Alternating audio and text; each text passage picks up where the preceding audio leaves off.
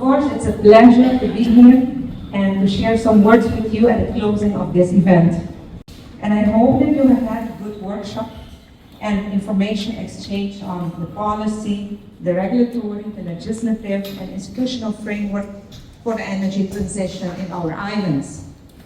I would like to give some inputs for your energy policy, since there are two main drivers, you could say, for the energy transition in our islands. First would be the reducing of the dependency on fossil fuels. Of course, you know better than I do, but I still want to repeat it. This is really necessary in order to reduce the exposure of our economy to the volatility of the global oil prices. The price of fossil fuels affects our cost of living, our cost of doing business, and this also affects our livelihood. And it has socioeconomic effects, as we need to try to use renewable energy to stabilize the price of energy in our islands. The second would be, of course, the contribution to the global climate change debate. We are small islands, and as small islands, we are among the most vulnerable to climate change, whereas we have contributed the least to the global problem.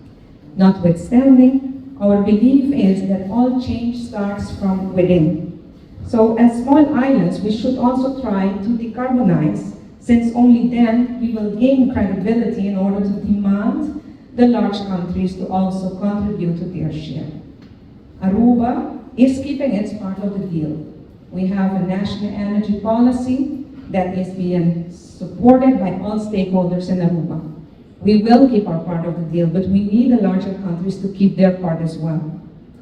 And ladies and gentlemen, please remember that to pave the road towards climate finance, the first step is to express the commitment for global climate goals, especially adhering to the 1.5 degrees Celsius global warming, such as the UK OTs expressed in their 2023 Joint Ministerial Council.